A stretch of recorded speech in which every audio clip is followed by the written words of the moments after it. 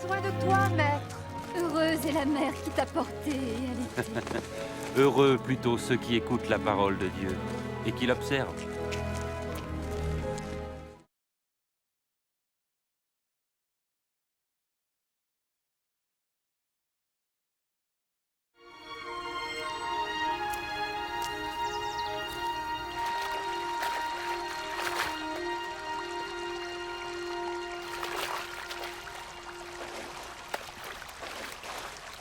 Apprends-nous à prier, comme Jean l'a appris à ses disciples. Quand vous priez, dites « Notre Père qui es aux cieux, que ton nom soit sanctifié, que ton règne vienne, que ta volonté soit faite sur la terre comme au ciel. Donne-nous chaque jour notre pain quotidien. Pardonne-nous nos offenses, comme nous pardonnons aussi à ceux qui nous ont offensés. Protège-nous contre la tentation et délivre-nous du mal. »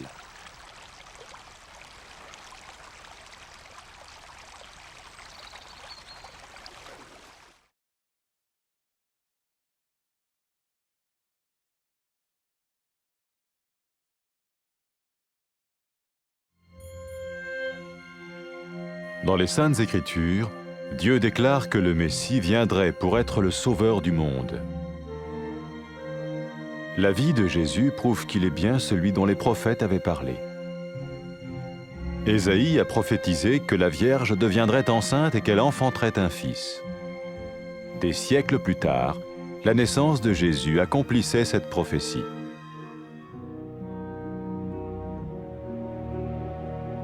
Les Saintes Écritures déclaraient que le saint à naître serait appelé le Fils de Dieu. Cela signifiait que Jésus serait le Fils de Dieu au sens spirituel et non au sens physique. Nous le voyons par sa manière de vivre. Il a guéri des malades, il a pardonné leurs péchés, les a ramenés à Dieu et leur a promis une place dans le royaume éternel de Dieu. Il s'est offert lui-même en sacrifice pour le péché à leur place. Puis il est revenu à la vie, victorieux sur la mort selon le plan de Dieu. Jésus a dit « Personne ne me prend la vie, mais je la donne de ma propre volonté. » La vie de Jésus n'a pas seulement accompli les écrits des prophètes, mais elle a aussi confirmé la vérité de la sainte parole de Dieu. Les prophètes avaient écrit « Ta parole, ô mon Dieu, est parfaite, elle dure à toujours. » Jésus lui-même a dit « Le ciel et la terre disparaîtront, tandis que mes paroles ne disparaîtront jamais. » Jésus est venu pour nous donner la vie dans toute sa plénitude. Et quand l'homme a désobéi à Dieu dans le jardin d'Éden, il a choisi sa propre voie et ses actions l'ont séparé du Créateur.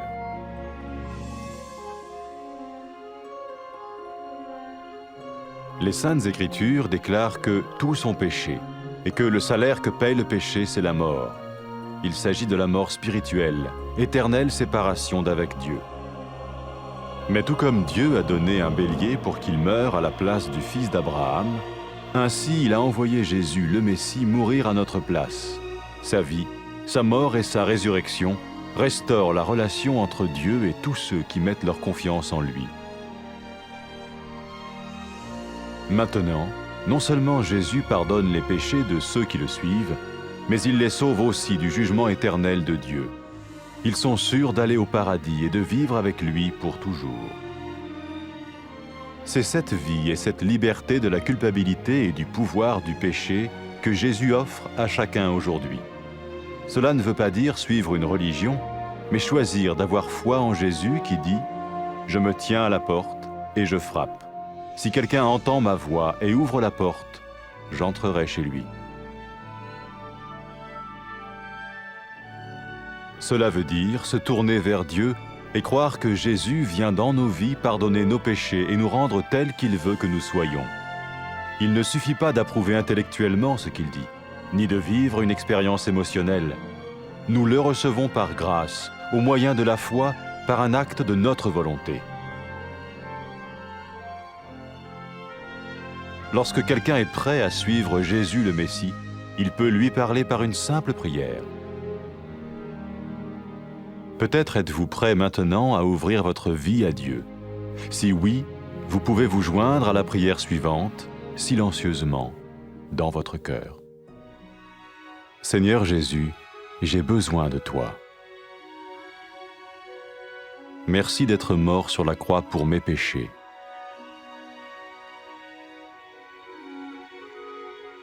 Je confesse mes péchés et je m'en repens.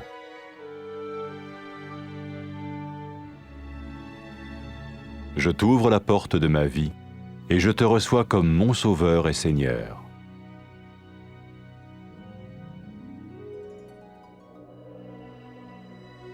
Merci de me pardonner mes péchés et de me donner la vie éternelle.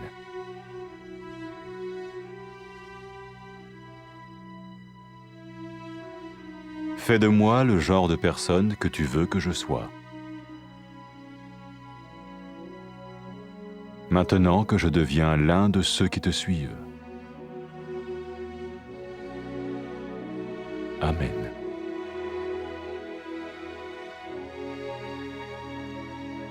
Jésus a dit à propos de ses disciples, « Mes brebis écoutent ma voix, je les connais et elles me suivent. » Pour expérimenter la vie en abondance promise par Jésus, ceux qui le suivent parlent à Dieu chaque jour dans la prière et lisent ou écoutent sa parole. Ils parlent de lui à d'autres personnes et rencontrent régulièrement ceux qui l'aiment et le suivent. N'oubliez pas sa merveilleuse promesse. Tout pouvoir m'a été donné dans le ciel et sur la terre. Et sachez-le, je vais être avec vous tous les jours, jusqu'à la fin du monde.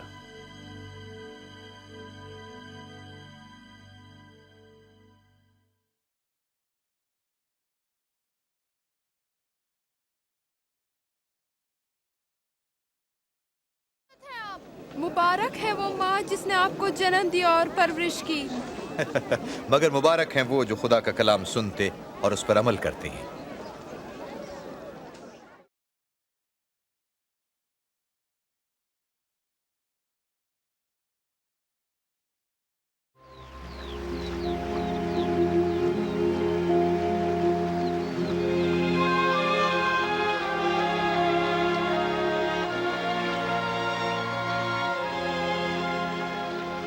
हमें दुआ करना सिखाइए जैसे यूहन्ना ने अपने शागिर्दों को सिखाई। जब दुआ करो कहो, ऐ हमारे बाप जो आसमान पर है, तेरा नाम पाक माना जाए, तेरी बादशाही आए, तेरी मर्जी जैसी आसमान पर है ज़मीन पर भी हो। हमारे रोज़ की रोटी हमें आज दे, हमारे गुनाह माफ़ कर जिस तरह हम अपने कसूरवारों को भी माफ़ करते हैं। हमें भी आजमाइश में न पड़ने दे बल्कि बुराई से बचा।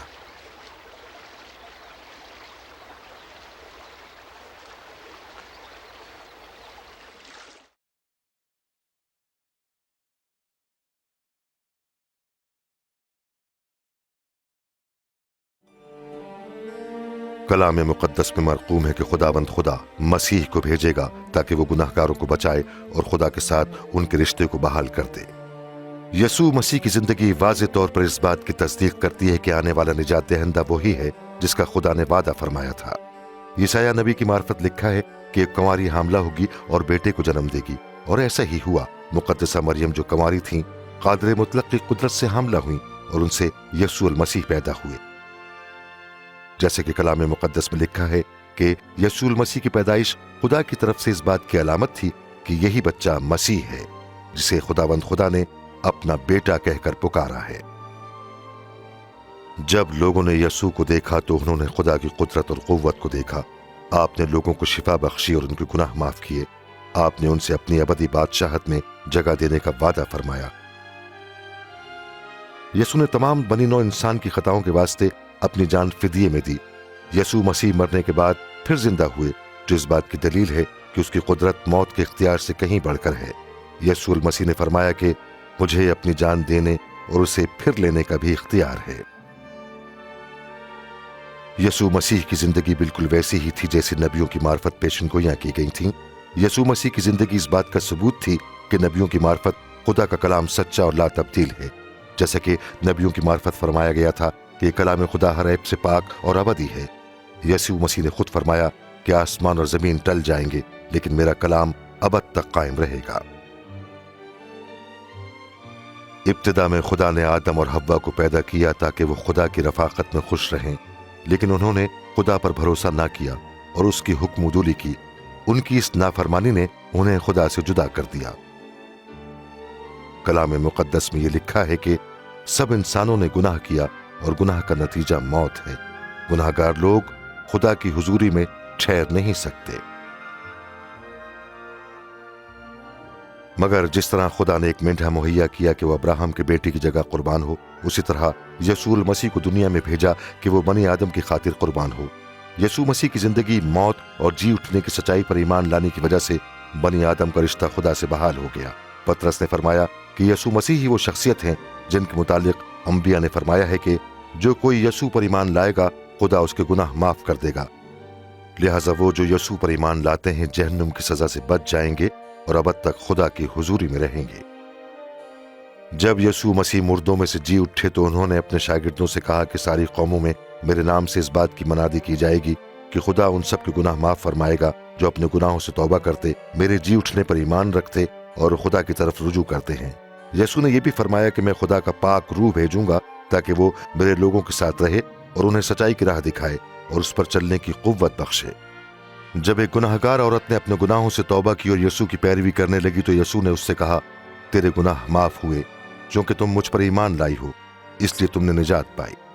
यसू ने फरमाया कि जब लोग हकीकत में खुदा से मोहब्बत रखते हैं तो इस बात का बयान सबूत है कि खुदा ने उनके गुनाह माफ कर दिए हैं। यसू अल मसीह ने लोगों को दावत दी कि मेरे पीछे हो लो। जब सलीब पर लटका हुआ मुजरिम यसू पर ईमान लाया और कहा कि यसू मुझे बचा, तो यसू ने फरमाया कि तू आज ही मेरे साथ फिरदौस में होगा। जिन लोगों ने मसीह की पैरवी करने का फैसला कर लिया है अपने रिश्ते की इब्तिदा इन अल्फाज से कर सकते हैं, ए खुदावंद खुदा, कायनात के मालिक, तू पाक और अजीम है। मैं तेरा शुक्र करता हूं कि तू मुझे एक बाप की तरह प्यार करता है। मुझे अफसोस है कि मैंने तेरे हुक्मों की नाफरमानी की है और तेरे खिलाफ गुनाह ही किया है। मैं तेरा शुक्र करता हूं कि तूने यसू को भेजा ताकि वो मेरी खातिर सलीब पर मौत का वारा करे और मुर्दों में से जी उठे। मैं तेरा शुक्र करता हूं कि यसू ने मेरे गुनाहों की खातिर सजा पाई। मैं तेरे बताए हुए रास्ते पर चलना चाहता हूं और मसीह यसू को अपना खुदावंद और निजात दहिंदा मानता हूं। मैं तेरा शुक्र करता हूं कि तूने मेरे गुनाह माफ कर दिए और मेरे लिए फिरदौस के दरवाजे खोल दिए हैं ताकि मैं हमेशा तेरी बादशाही में तेरे साथ रहूं। ऐ खुदावंद खुदा, मैं दरख्वास्त करता हूं कि मुझे अपना रूह पाक बख्श दे जो मेरे साथ रहे और तेरी राह दिखाने में मेरी रहनुमाई फरमाए। रूह पाक मुझे कुव्वत बख्शे कि मैं पूरे दिल से तुझसे मोहब्बत रखूं और तेरी मर्जी के मुताबिक जिंदगी गुजारूं। ऐ खुदावंद खुदा, काश कि इस दुनिया में हर जगह लोग तेरी हमद व तारीफ करें। आमीन।